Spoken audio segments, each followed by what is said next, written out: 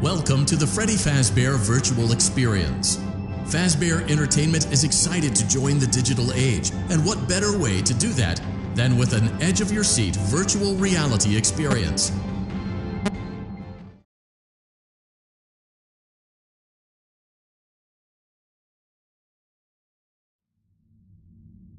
Welcome to the Freddy Fazbear Virtual Experience. Use the console in front of you to navigate the menu and pick one of the frightening experiences available.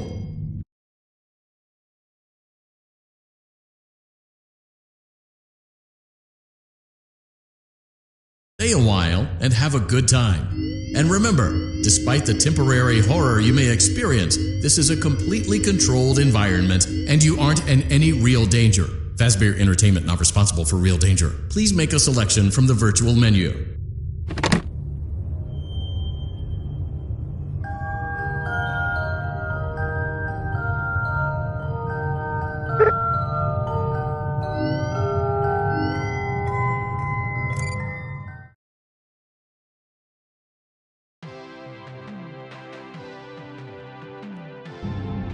Welcome to the Freddy Fazbear Virtual Experience. Fazbear Entertainment is excited to join the digital age, and what better way to do that than with an edge-of-your-seat virtual reality experience.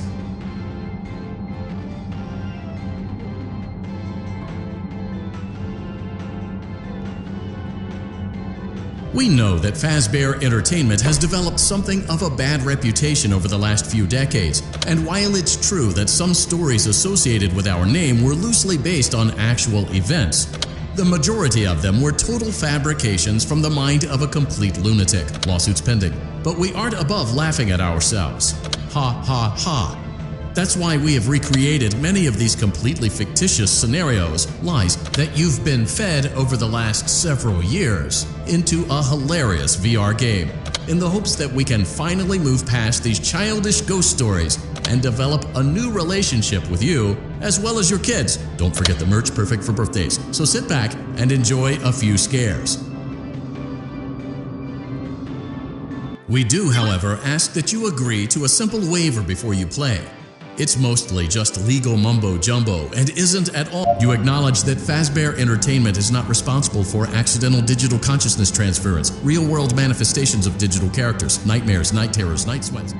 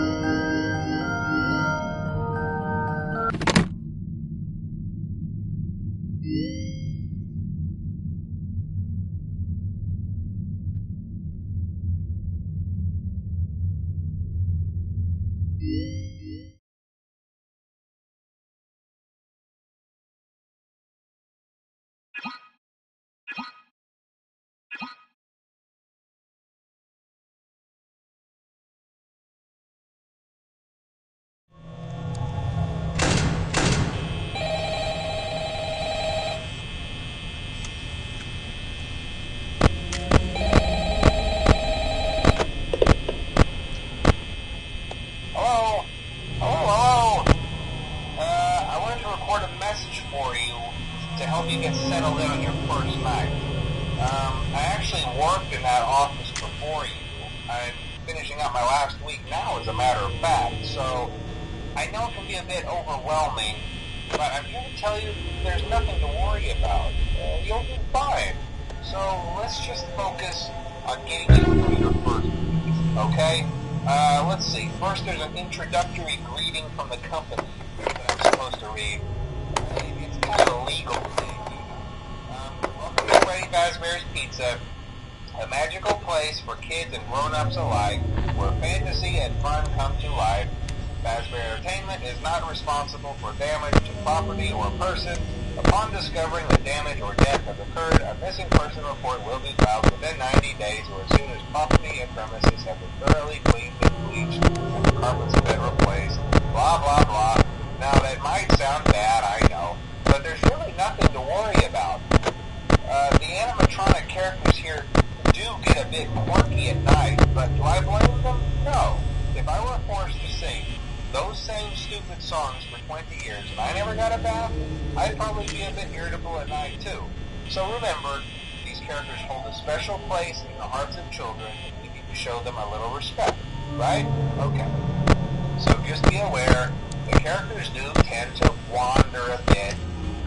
They're left in some kind of free roaming mode at night. Something about their servos locking up if they get turned off for too long. They used to be allowed to walk around during the day too, but then there was the bite of 87. Yeah. It's amazing that the human body can live without the frontal lobe, you know? Now concerning your safety, the only real risk to you as a night watchman here, if any, is the fact that these characters, if they happen to see you after hours, probably won't recognize you as a person. They'll most likely see you as a metal endoskeleton without its costume on. Now, since that's against the rules here at Freddy Fazbear's Pizza, they'll probably try to forcefully stuff you inside a Freddy Fazbear suit. Now, that wouldn't be so bad if the suits themselves weren't filled with crossbeams, wires, and animatronic devices, especially around the facial area. So you can imagine how having your thing forcefully pressed inside one of those would probably discomfort. And the only parts of you that would like to see the light of day again would be your eyebrows and pop up in front of the mask. Yeah, they don't tell you these things when you sign up. But hey, First Station of the Breeze. I'll chat with you tomorrow. Check those cameras and remember to close the doors only if absolutely necessary. Gotta conserve power. Alright.